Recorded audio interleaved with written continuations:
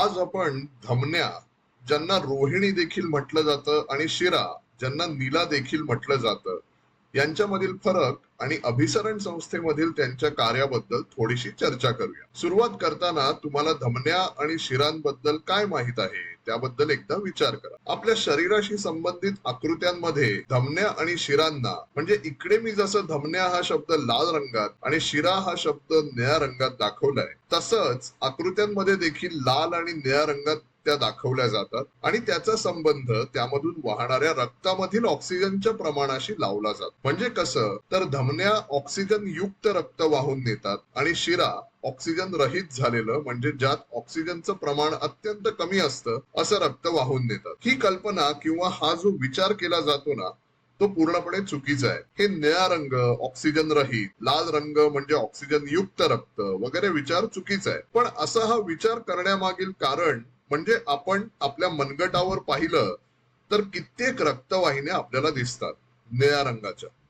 या रक्तवाहिन्या निळ्या दिसतात कारण आपण त्या त्वचे बाहेरून पाहतोय. त्या नक्कीच शिरा आहेत, पण त्या शिरा ऑक्सिजन रहित रक्त वाहून नेत आहेत. ते रक्त निळ्या रंगाचं असतं, असं हा एक गैरसमज आहे. तो रंग निळा नसून अत्यंत गडद लाल रंग असतो. तो रंग निळा दिसतो कारण प्रकाशाचे किरण आपल्या त्वचेतून जात असतात, ज्यामुळे बाहेरून पाहताना तो प्रकाश परावर्तित होतो, पण खरा त्या रक्ताचा रंग निळा मात्र नसतो. अजून तरी मी काही धमन्या आणि शिरांच्या व्याख्या सांगितलेल्या नाहीत. या धमन्या आणि शिरांची योग्य व्याख्या अशी असेल की धमन्या रक्त हृदयापासून लांब पाठवतात आणि शिरा रक्त हृदयाच्या दिशेने पाठवतात. आता मी इकडे हृदयाच्या या प्रतिमेवर झूम करतो, जेणेकरून एक कल्पना येऊ शकेल. यातूनच तुम्हाला हे देखील कळेल की पहिला जो आपण हा रक्ताच्या रंगाचा आणि त्यातून वाहणाऱ्या रक्ताचा फरक दाखवला, तो नेहमीच योग्य ठरतो असं नाही. आता ही अशी हृदयापासून दूर पाठवलेल्या रक्ताबाबत कल्पना करूया. रक्त हे असं हृदयापासून दूर पाठवलं जाताना ते असं महारोहिणीतनं जातं. तेव्हा महारोहिणीच्या शाखांमार्फत काही रक्त हे वरच्या दिशेस डोक्यामध्ये जातं.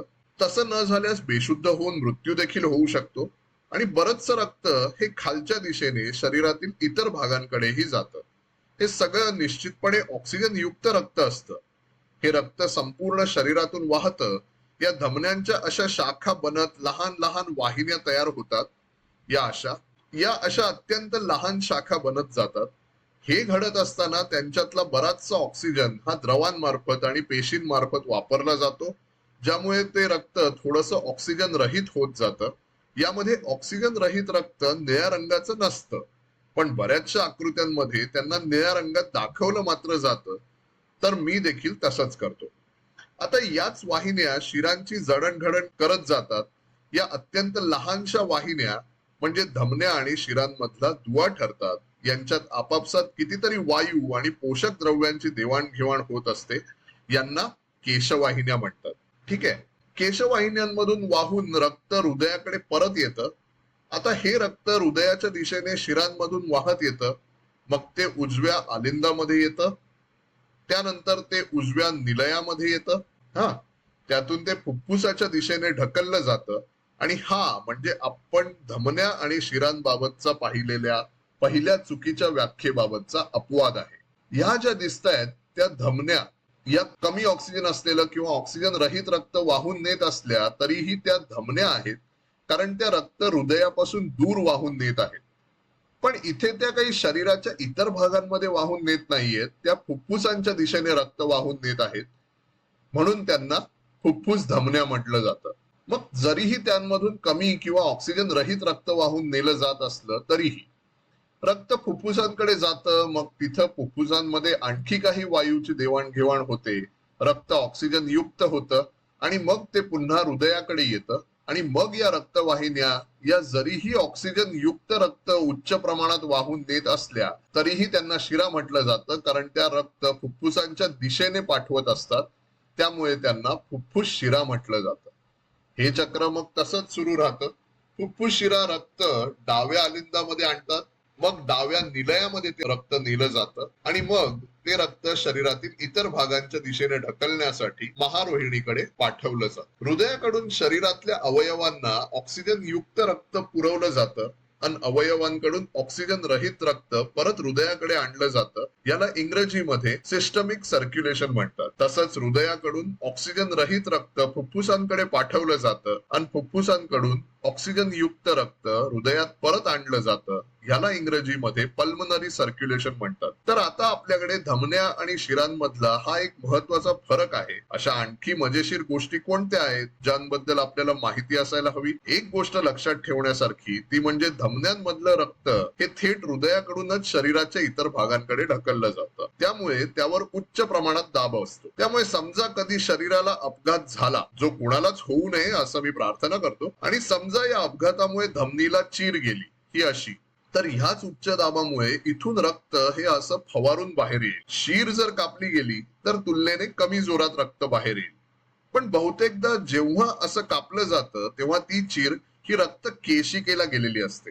म्हणजे ज्याला केशवाहिन्या म्हणतात, त्या रक्त केशिकांना ती चीर गेलेली असते. ते असं टाचणी वगैरे लागली किंवा काहीतरी काटा वगैरे लागल्यावर जसं टोचलं जातं तेव्हा केशवाहिन्यांना गेलेली चीर असते ती, ज्यामुळे त्यातून रक्त हे अत्यंत हळूहळू बाहेर येतं. तर धमन्यांमधून वाहणाऱ्या रक्ताचा दाब हा उच्च असतो. शिरांमधून वाहणारं रक्त हे कमी दाबाने वाहत असतं. तर रक्त जेव्हा हृदयाकडून धमन्यांमध्ये ढकललं जात असतं आणि ते पुढे रक्तकेशिका म्हणजेच केशवाहिन्यांमधून वाहत असतं आणि शरीरभर वाहून शिरांमधून परत हृदयाकडे येत असतं, म्हणजेच इतकं फिरून ते थकलेलंच असावं इतक्या कमी वेगानं ते परत येतं आणि हृदयाकडे येतं तेव्हा ते थेट हृदयामार्फत ढकललं जात नसतं.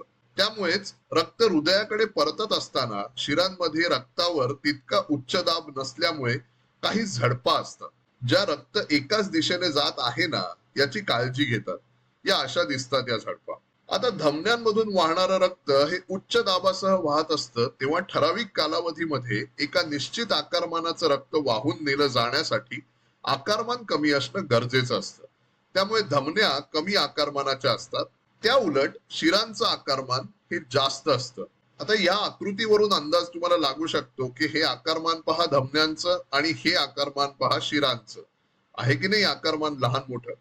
आणि हा फरक अधोरेखित करायचा झाला तर धमन्यांमधील रक्ताचं आकारमान हे शरीरातील रक्ताच्या एकूण आकारमानाच्या साधारणपणे 15% इतकंच असतं.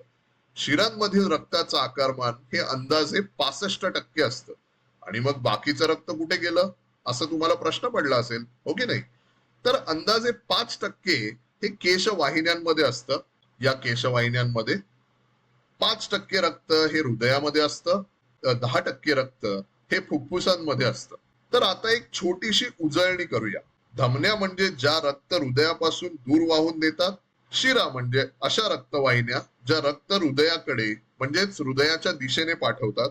धमन्यांमधलं रक्त हे जास्त दाबासह वाहतं. शिरांमधलं रक्त हे कमी दाबासह वाहतं. धमन्यांमधून वाहणाऱ्या रक्ताचं आकारमान शरीरातील एकूण रक्ताच्या आकारमानाच्या 15% इतकं असतं, तर शिरांमधून वाहणाऱ्या रक्ताचं आकारमान शरीरातील रक्ताच्या एकूण आकारमानाच्या 65% इतकं असतं. तर मग आता एक गैरसमज मी जसा इकडे खोडून टाकलाय तसाच पूर्णपणे विसरून जायचा, तो म्हणजे ऑक्सिजन युक्त रक्त वाहून नेतात म्हणून धमन्या लाल रंगात दाखवतात आणि ऑक्सिजन रहित रक्त वाहून नेतात म्हणून शिरा निळ्या रंगात दाखवतात. कारण हे दोन्ही विचार पूर्णपणे चुकीचे आहेत. तर भेटूया पुढच्या व्हिडिओ.